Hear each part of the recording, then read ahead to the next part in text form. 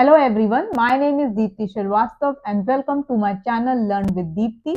Here we are discussing class 9 Maths NCERT. So far we have completed chapter 1 on number system and chapter 2 on polynomials, and today we are starting a new chapter which is chapter number 3 coordinate geometry.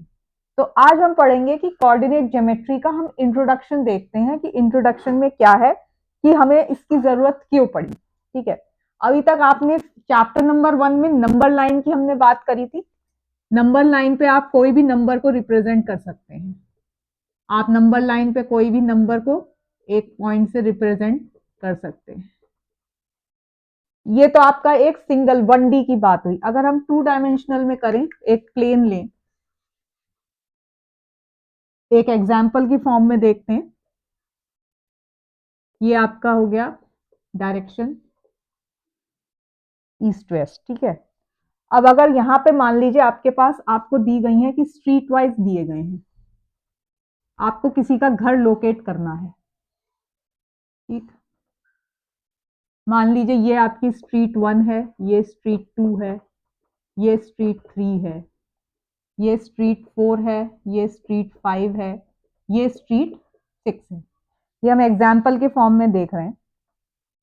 अगर आपको कहा जाए कि आपके किसी भी friend का घर जो है वो स्ट्रीट 1 पे है, तो क्या सिर्फ इतनी इंफॉर्मेशन से आप समझ पाएंगे कि उसका घर स्ट्रीट 1 पर कहाँ है? सिर्फ एक इंफॉर्मेशन से, एक इंफॉर्मेशन से अब बहुत सारे घर होंगे जो स्ट्रीट 1 पे होंगे या स्ट्रीट 2 पे होंगे। हम नहीं बता सकते कि स्ट्रीट 1 पे आपके फ्रेंड या मेरे फ्रेंड का घर कहाँ पर है।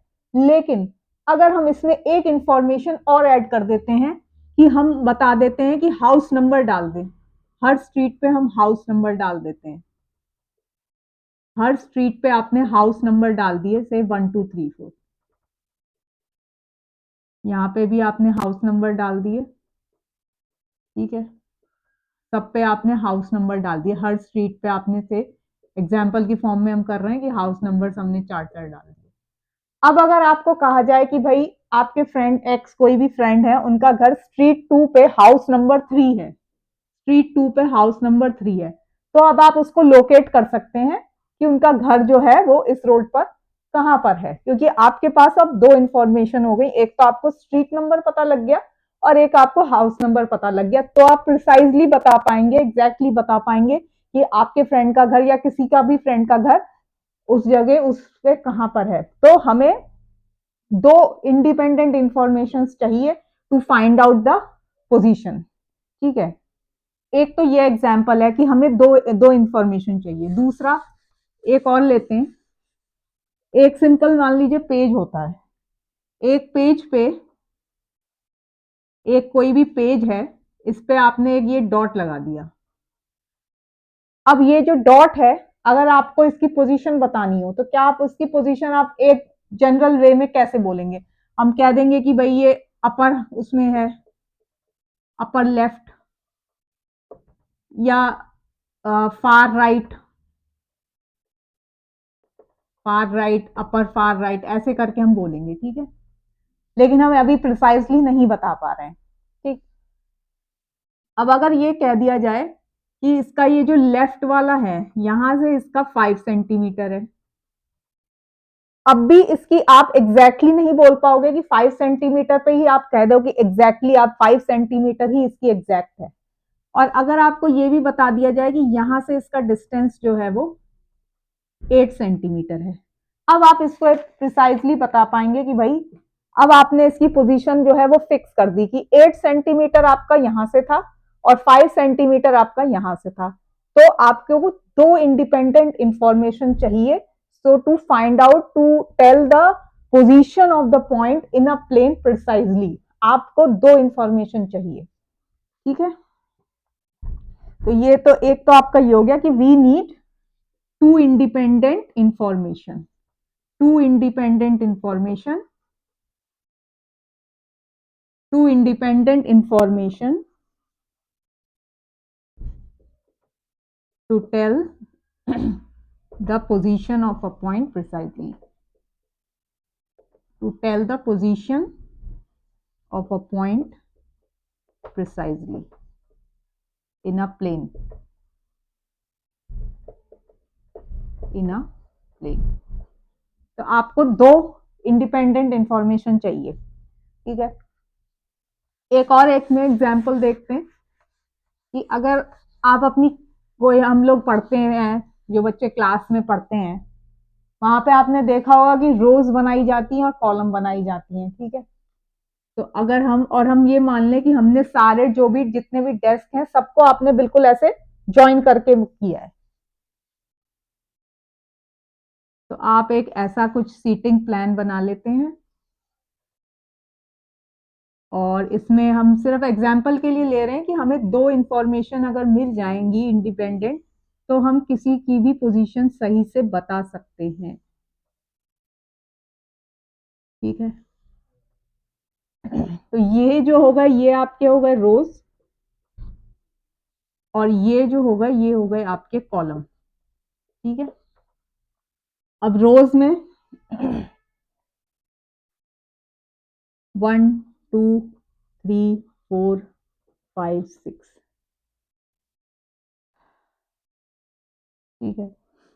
और ये 1 2 3 4 5,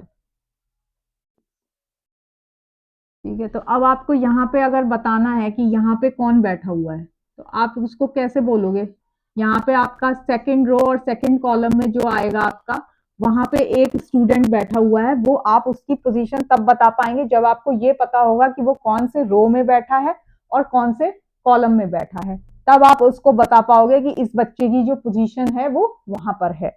उस तरीके से अगर आपको सिर्फ बता दिया जाए कि कोई बच्चा है वो थर्ड रो में बैठा है, अब थर्ड रो में कॉलम्स भी बने हुए हैं, ठीक है। अगर आपको कॉलम्स नहीं पता तो वो रो में कितने सारे डेस्क होंगे आपको नहीं पता कि वो कहां पर है। जब आपको ये भी कह दिया जाए भाई थर्ड रो में थर्ड कॉलम, तो वो थर्ड रो में थर्ड कॉलम पे जो डेस्क होगा वहां पे उस बच्चे की आप पोजीशन प्रिसाइजली बता सकते हैं। तो that means you need to independent information to tell the position of a point precisely. तो ये आपका था कि आपको क्यों दो इंडिपेंडेंट इंफॉर्मेशन चाहिए, क्योंकि आप एक इंडिपेंडेंट इंफॉर्मेशन से प्रिसाइजली नहीं बता सकते हैं पॉइंट ऑफ अ प्लेन। तो ये जो हमारा जो कॉन्सेप्ट आया वो एक फ्रेंच मैथमेटिशियन थे, इन्होंने ये कॉन्सेप्ट दिया था आपका कार्टेशियन प्लेन का, ठीक है। He introduce the concept Cartesian coordinate geometry, Cartesian plane. अब कार्टेशियन प्लेन क्या था? कार्टेशियन प्लेन ये था कि आपका एक ये एक्सिस है, एक ये वाई वाई प्राइम एक्सिस है। अब आपको अगर कोई पॉइंट इसमें लोकेट करना है, कोई भी पॉइंट आपको लोकेट करना है, तो आपको ये दो इंफॉर्मेशन चाहिए, एक्स की और वाई की। अब एक्स में भी आपने ये जो यहाँ पे इंटरसेक्ट किया वो आपका ओरिजिन हो गया, और बाकी जो है ये आपने मान लिया कि ये सब 1 सेंटीमीटर के इक्वल है, ये आपने कर लिया।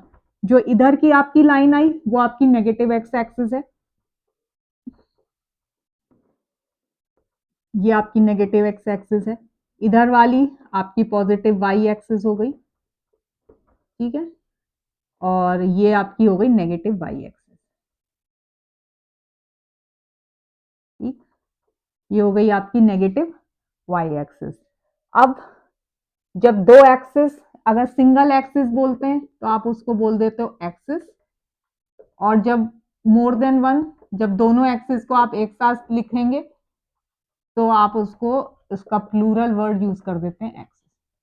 दूसरी बात आई क्वाड्रेंट, एक टर्म आई कि ये आपका फर्स्ट क्वाड्रेंट बनाया गया, ये आपका सेकंड क्वाड्रेंट बनाया गया, ये आपका थर्ड क्वाड्रेंट था, और ये आपका फोर्थ क्वाड्रेंट था, ठीक।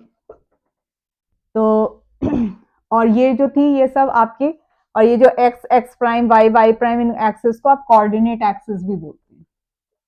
कोऑर्डिनेट, कोऑर्डिनेट, कोऑर्डिनेट्स क्या होते हैं आपके, किसी भी पॉइंट के कोऑर्डिनेट्स आपके लिखे जाते हैं एक्स कॉमा वाई, ठीक है। अभी हम इसके ऊपर भी वीडियो बनाएंगे जिसमें कि एक्स वाले को क्या बोलते हैं, वाई वाले को क्या बोलते हैं।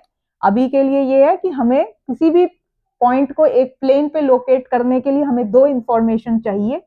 और ये जो एक फ्रेंच मैथमेटिशियन थे, इन्होंने रेने डेकार्टेस, इन्होंने कार्टेशियन प्लेन का कॉन्सेप्ट दिया कि इस प्लेन पे आप किसी भी पॉइंट की पोजीशन को दो कोऑर्डिनेट्स के उससे लोकेट कर सकते हैं। और फिर ये इस प्लेन में आके क्वाड्रेंट्स बना दिए गए, first quadrant, second, third, fourth.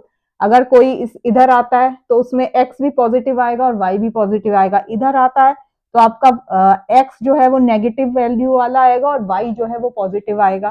Third quadrant में दोनों ही नेगेटिव आएंगे और फोर्थ क्वाड्रेंट में एक्स पॉजिटिव और वाई नेगेटिव आएगा। इसको हम फर्दर और वीडियोस में भी और डिस्कस करेंगे जब हम इसमें एग्जांपल्स करेंगे। तो आज हमने ये डिस्कस किया कि we need to independent information to exactly locate the point in a plan precisely. ये हमने हमारा आज का ये था। कोऑर्डिनेट ज्योमेट्री का कॉन्सेप्ट हमारे पास आया इधर से कि कोऑर्डिनेट एक्सिस बोली जाती है, इसीलिए टर्म कोऑर्डिनेट ज्योमेट्री या कार्टेशियन प्लेन, क्वाड्रेंट और ये सब डिस्कस किया। In our next video we will discussing exercise number 3.1। तो अगर आपको मेरे वीडियोस अच्छे लगे तो प्लीज लाइक, शेयर और सब्सक्राइब जरूर करिएगा। Thank you so much.